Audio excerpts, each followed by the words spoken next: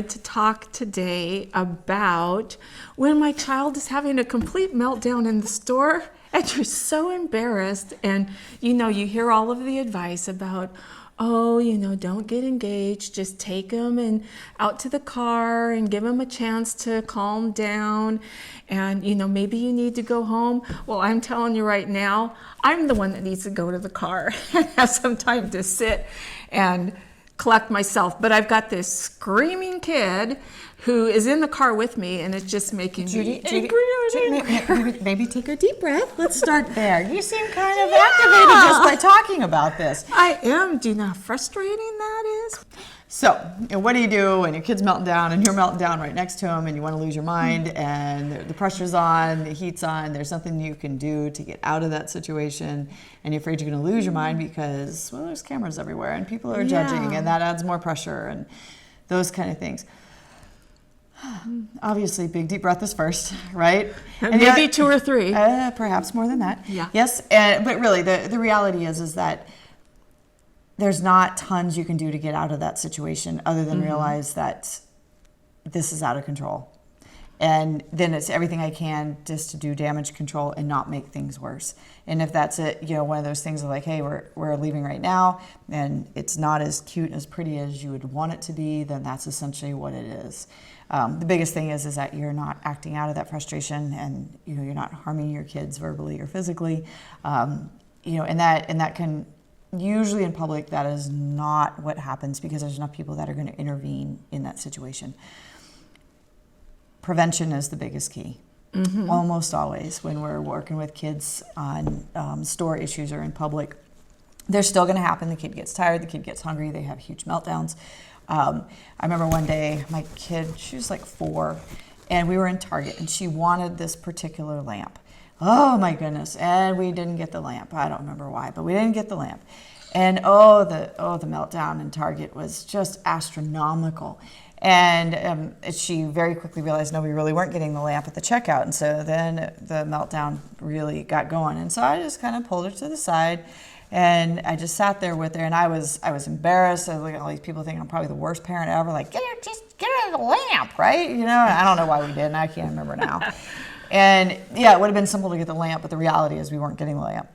And she sat and she just screamed, and I just remember being so embarrassed and so humiliated, and I didn't know what to do, and the pressure of these people looking at me. And then I realized, you know what, this is my kid and this is my decision, and you don't have to agree with it because she's not going home with you.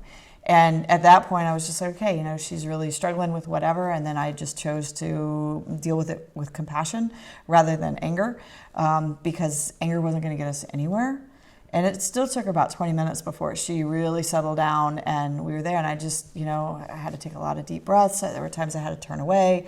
There were times I just, put my hand on her, and I was just like, hey, I love you, I'm here, we're gonna get through this.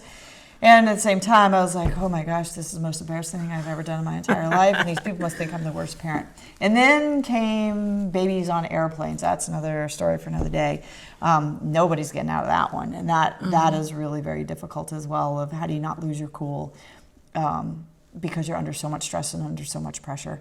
And then you really come to terms with there is nothing you can do except wait it out and do the best you can, because as you get more amped, so does the child. And so you just really have to keep working to de-escalate yourself, because you very quickly watch, the more amped I get, the more my kid gets amped. And then you're just climb. Yep, and you're not going to outdo it, because you're not going to throw that fit that kid is even remotely capable of, because then you really will get the police involved, DHS will get involved, those kind of things, because your behavior is inappropriate for that particular situation. So push comes to shove, you realize this kid is going to win this one, and it is what it is. I think one of the hardest parts of that is, you can be really good at the being calm with the child while they're in the store and stuff, but then you go home and it's like, man, I'm just the most terrible parent. My kid acts like that. I'm so embarrassed. My kid actually kicked the store clerk, and so you have all of that judgment, and it's like, can I trust my kid to go out in public with me? And then your tendency begins to be that you stay at home more and more, you take your child out less and less because you are just so defeated by dealing with this child who has these emotional meltdowns on a consistent basis. And what do you do? Well, that's one response. Then they come to therapy, and I'm like, yeah, we're not doing that anymore. And I say, we're going to do little baby trials. And this is how we set up and do baby trials to go into a store. When the kid is fed, when the kid is well napped, when the kid's needs are all basically met. And then we preface with, hey, we're going to go to the store today. We're going to do it differently than we did last time. You also need to understand I'm not buying you anything today. So go ahead and have your meltdown now. And then we'll go to the store, and we go into the store and we get like grapes, and we turn around and we come back. So we have a success that's built in about 5 minutes. Oh my gosh, I'm so proud of you. You did great. Tomorrow, let's see if we can try that again. But they're super short trips. Pretty much with kids, we're eliminating long grocery trips when possible. If so, asking a friend to watch your kid if you have to do long grocery trips. If they are long grocery trips, again, all kids' needs are basically met before you go on that. And again, you're minimizing the amount of time. Again, prevention is everything working with kids. And the kids also know that this is a great place to try this because their parents are under pressure, and their parents respond differently when people are present versus when they're in the home. So that's a lot of that. It's a lot of prevention. It's a lot of preface with the work, with the kids. Hey, we're going to do this. We're going to do this. We're not going to do this. I had, with both my kids, I would rather say yes than no with my kids, but it's not always possible. And so we kind of had this policy. I was like, you can show me things you're interested in, and that gives me an opportunity to be able to say yes more often. But if you ask me for everything that you want, then I have no choice but to say no, because I can't say yes to everything. So you can show me, or you can say, hey, this is one thing I want, and I say yes to one thing. I said, but that's it. There won't be any additional yeses, and you can't trade it out, because otherwise you'd spend all of your time doing that. And so as we're walking into the store, every single time when my kids were very young, hey, just remember, what does mommy want? Mommy wants to be able to say yes. So what do you need to do in order for mommy to say yes?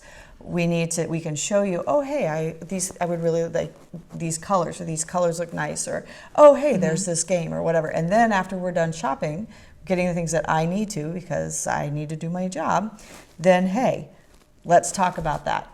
And then you can make a decision. If you guys have done your part, then I'm willing to do mine, because again, I want to say yes.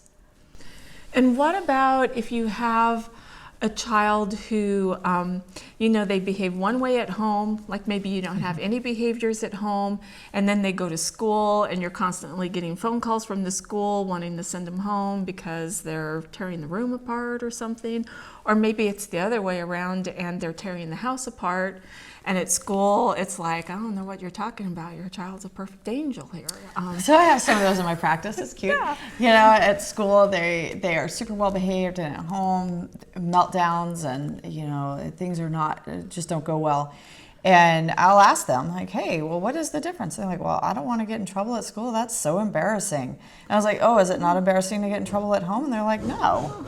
I mean, my mom and dad, they know me. They've known me forever. And it's mom and dad, that's right? Yeah. Whatever.